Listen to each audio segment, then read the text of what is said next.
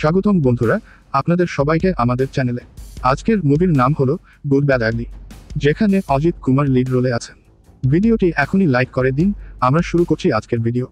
গল্পের শুরুতে আমরা দেখতে পাই 2008 সালের একটি দৃশ্য, যেখানে এক নামের একজন ব্যক্তি মুম্বাইয়ের একটি বড় গ্যাংস্টার।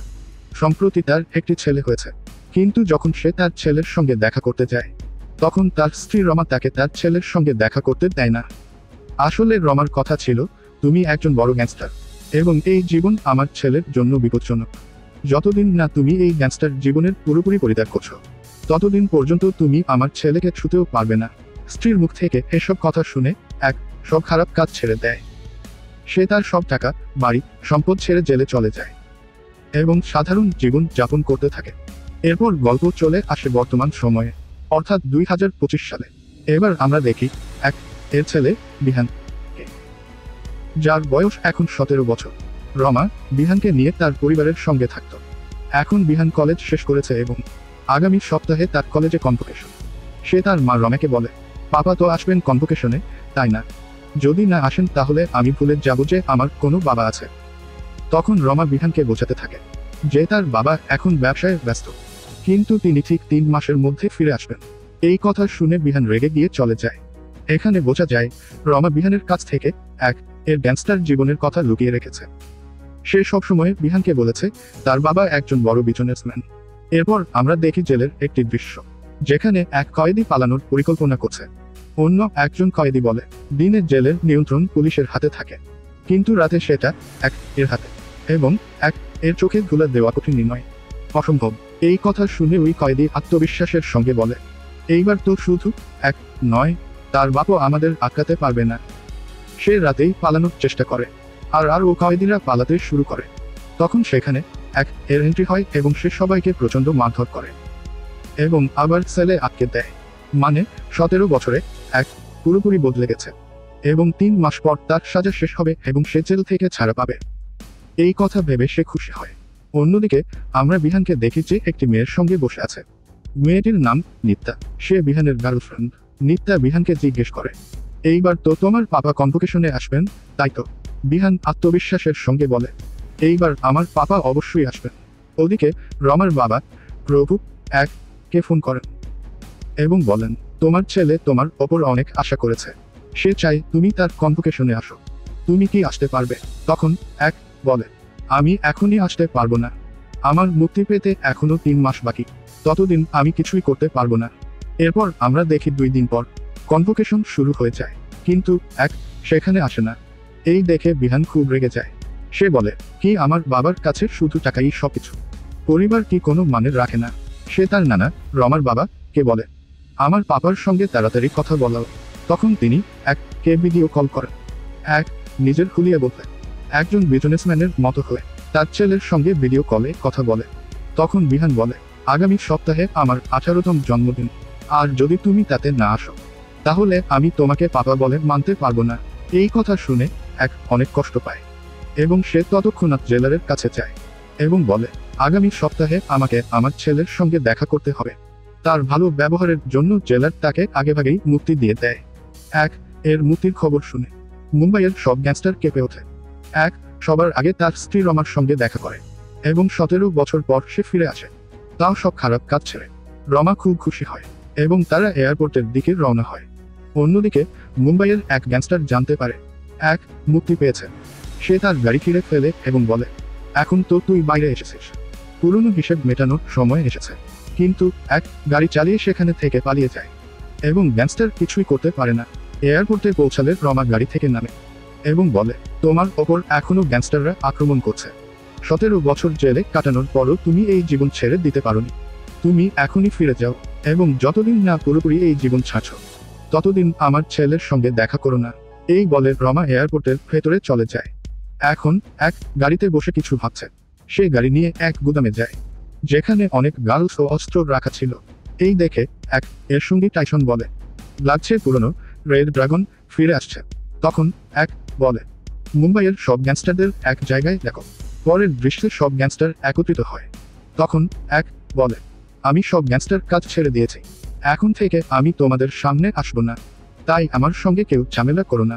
এই কথা বলার পরই রমার ফোন আসে সে বলে, আমাদের বিহানকে কেউ কিডন্যাপ করেছে। এটা নিশ্চয়ই তোমার কোনো শত্রুর কাজ। এই বলে ফোন কেটে দেয়। এই কথা শুনে এক রেগে যায় এবং গ্যাংস্টারদের জিজ্ঞেস করে, আমার ছেলেকে কে কিডন্যাপ করেছে। কেউ উত্তর না দিলে সে সবাইকে মারতে শুরু করে। এরপর রমার ভাই ফোন করে জানায়, বিহানকে পাওয়া গেছে। আসলে পুলিশ তাকে গ্রেফতার করেছে। তুমি তাড়াতাড়ি স্পেনে চলে এসো। সঙ্গে সঙ্গে স্পেনে চলে যায় এবং প্রথমবার তার ছেলে বিহানকে দেখে। পুলিশ বিহানকে গ্রেফতার করেছিল কারণ তার গাড়িতে ড্রাগস পাওয়া গিয়েছিল। রমা কাঁদতে কাঁদতে বলে, আমার ছেলে এখন জেলে। এটা সব কি হচ্ছে। তখন টাইসনকে বলে, আমি জীবনে অনেক খারাপ কাজ করেছি, কিন্তু এখন আমি বদলে গেছি। তবু তার শাস্তি আমার ছেলেকে পেতে হচ্ছে। এরপর আমরা দেখি জনি নামের একজন গ্যাংস্টারকে, যে এক জাহাজে মেয়েদের সঙ্গে পার্টি করছে। বিহানের সঙ্গে দেখা করতে জেলে যায় এবং বলে, তোর এই অবস্থার জন্য আমি কি দায়ী। আমি জানি তুই ড্রাগস নাস। চাপ দেওয়ার পর বিহান বলে, আমি নিত্যা নামের এক মেয়েকে ভালোবাসি। যখন মা জন্মদিনের প্ল্যান করতে মুম্বাই গিয়েছিলেন, তখন আমরা লং ড্রাইভে যাই। রাস্তায় কিছু গ্যাংস্টার আমাদের আক্রমণ করে। তারা নিত্যাকে মেরে ফেলে এবং আমাকে ড্রাগস দিয়ে অজ্ঞান করে দেয়। তারপর থেকে আমি কিছুই মনে করতে পারছি না। এই কথা বলে বিহান তার বাবাকে বলে, আমি জানি তুমি একজন গ্যাংস্টার, আর তুমি আমাকে কিছু হতে দেবে না। বলে, হ্যাঁ, আমি গ্যাংস্টার ছিলাম, কিন্তু এখন আমি সেই জীবন ছেড়ে দিয়েছি। এরপর চলে যায় এবং সেই গ্যাংস্টারদের খুঁজে বের করার জন্য সব এলাকা চেক করে, সিসিটিভি ফুটেজ দেখে। অবশেষে সে সেই গ্যাংস্টারদের খুঁজে পায় এবং তাদের মারধর করে। তারা বলে তারা ডার্ক গ্যাং এর হয়ে কাজ করেছিল। এর বন্ধু বলে, আমি ডার্ক গ্যাং এর কথা জানি। এই গ্যাং স্পেনে মানি লন্ডারিং করে। স্পেন সরকার অনেকদিন ধরে তাদের ধরার চেষ্টা করছে। এই গ্যাংয়ের লিডার হলো পাবলো এবং তার ডান হাত জনি, যিনি বিহানকে কিডন্যাপ করেছিল। এরপর সেই ক্লাবে পৌঁছায়, যেটা ছিল তাদের অবৈধ ব্যাংক। সেই সময়ে ক্লাবে ছিল জনির অ্যাসিস্ট্যান্ট। তাকে বলে, তুমি আমার ছেলেকে ফাঁসালে কেন। তোমার কত টাকা চাই আমি এনে দেব, শুধু আমার ছেলেকে জেল থেকে বের করো। তখন অ্যাসিস্ট্যান্ট বলে, তুই যেমন করে এলি আমি ভাবছিলাম তুই মারবি, কিন্তু তুই তো আমার সামনে কান্নাকাটি করছিস। চল, কোনো ব্যাপার না, আমি জনির কাছে রিকোয়েস্ট করব।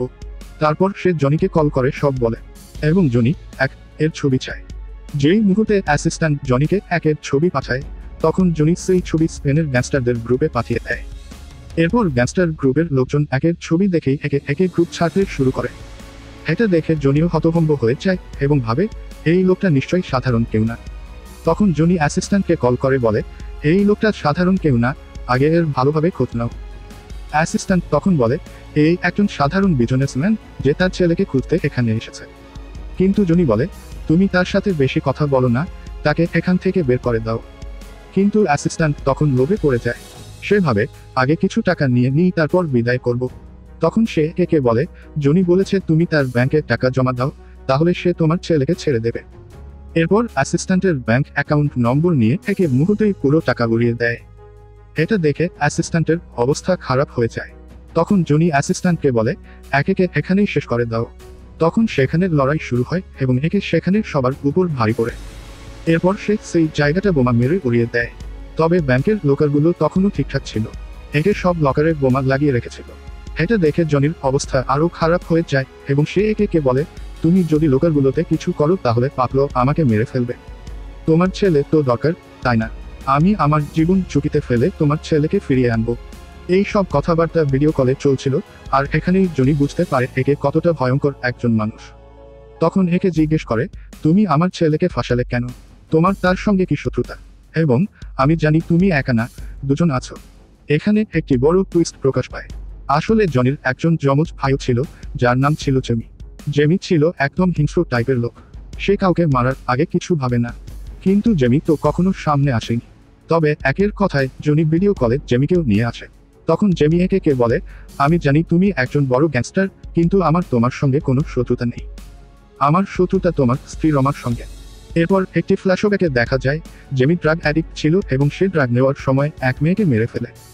তখন রমা তার সামনে মা সেজে আসে এবং তার মুখ থেকে সব স্বীকারোক্তি রেকর্ড করে নেয়। পরে এই রেকর্ড কোর্টে শুনিয়ে তাকে জেলে পাঠিয়ে দেয়। এরপর জেমি জেল থেকে বের হয়ে রমার ছেলেকে ড্রাগ কেসে ফাঁসিয়ে দেয়। এখানে আরেকটি তথ্য জানা যায়, জনি শুধু টাকার জন্য কাজ করত, কিন্তু জেমির একমাত্র উদ্দেশ্য ছিল প্রতিশোধ নেওয়া। এরপর একে তাদের দুজনকে বলে, তোমরা চাইলে তোমাদের লোকের বাঁচাতে পারো, অথবা এই ব্যাংককে। তখন জনি বলে, আমি ব্যাংককে বাঁচাবো। আর জেমি বলে, আমি আমার লোকদের বাঁচাবো। এই নিয়েই তাদের মধ্যে ঝগড়া শুরু হয়ে যায়। এদিকে একে হাসতে হাসতে আবার ব্লাস্ট করে চলে যায়। পরদিন স্পেনের গ্যাংস্টার পাবলো আসে এবং জেমি ও জনিকে বলে, তোমরা আমার সব টাকা শেষ করে দিয়েছ। 1 সপ্তাহের মধ্যে আমাকে আমার সব টাকা ফেরত চাই এবং একে মেরে ফেলতে হবে, না হলে আমি তোমাদের মেরে ফেলবো। তখন দুই ভাই একের পরিবারকে শেষ করার প্ল্যান করতে শুরু করে। এদিকে রমা তার ছেলেকে বলে, আমি খুব তাড়াতাড়ি তোমাকে ছাড়িয়ে আনবো। তখন রমার বাবা বিহানকে বলেন, রমা তোমাকে ছাড়াতে পারবে না, তোমাকে একমাত্র তোমার বাবাই ছাড়াতে পারবে। পরের দৃশ্যের জন্য স্পেন থেকে একজন গ্যাংস্টারকে ডেকে আনে এবং একের সম্পর্কে জিজ্ঞেস করে। এরপর ছোট একটি ফ্ল্যাশব্যাকে দেখা যায় একে অনেক বড় গ্যাংস্টারের সঙ্গে কাজ করেছে এবং তার স্ত্রীর কথায় সে জেলে গিয়েছিল। 17 বছর পর সে তার ছেলে বিহানের সঙ্গে দেখা করতে আসে, কিন্তু জনি তার ছেলেকে অপহরণ করে পুরো প্ল্যান নষ্ট করে দেয়। তখন সেই গ্যাংস্টার জনিকে পরামর্শ দেয়, তুমি একের কাছে ক্ষমা চাও এবং তার ছেলেকে ছেড়ে দাও। অন্যদিকে বিহানের ড্রাগ কেসের সঙ্গে সঙ্গে তার বিরুদ্ধে নিত্যার হত্যার কেসও যোগ করে দেওয়া হয়। তখন তাকে সাধারণ জেল থেকে সেন্ট্রাল জেলে স্থানান্তর করা হয়। তখন জেমি তার গ্যাংকে ডেকে বলে, যখন বিহানকে জেল পরিবর্তন করে নিয়ে যাওয়া হবে তখনই তাকে মেরে ফেলো। একই সঙ্গে সে আরেকটি গ্যাং রমেকে মারতে পাঠিয়ে দেয়। এদিকে জনি একে ফোন করে বলে, আগামীকাল তোমার স্ত্রী আর তোমার ছেলের মৃত্যু নিশ্চিত। এখন দেখা যাক তুমি কাকে বাঁচাতে পারো। পরের দৃশ্যে দেখা যায় রমেকে মারতে যাওয়া গ্যাং তার কাছে পৌঁছে যায়, যার নেতৃত্বে ছিল সিমরন নামের এক মেয়ে। তখন সিমরন একে কল করে বলে, আমি তোমার স্ত্রীকে মারার অর্ডার পেয়েছিলাম, কিন্তু যখন জানলাম সে রেড ড্রাগনের স্ত্রী তখন আমার সব সাহস হারিয়ে গেছে। চিন্তা করো না, তোমার স্ত্রী আমার কাছে নিরাপদ আছে। অন্যদিকে বিহানকে যখন অন্য জেলে নেওয়া হচ্ছিল তখন জেমির গ্যাংগুলি চালাতে শুরু করে। বিহান তখন ভাবে, এইবার আমার মৃত্যু নিশ্চিত। তখন একে সেখানে এসে পুরো গ্যাং শেষ করে দেয় এবং বিহানকে নিরাপদে সেন্ট্রাল জেলে পৌঁছে দেয়। এখন জনি আর জেমি বুঝে যায় তারা একের কিছুই করতে পারবে না, তাই তারা জাহাজে চড়ে পালানোর চেষ্টা করে। কিন্তু সিমরন একে এই খবর জানিয়ে দেয়।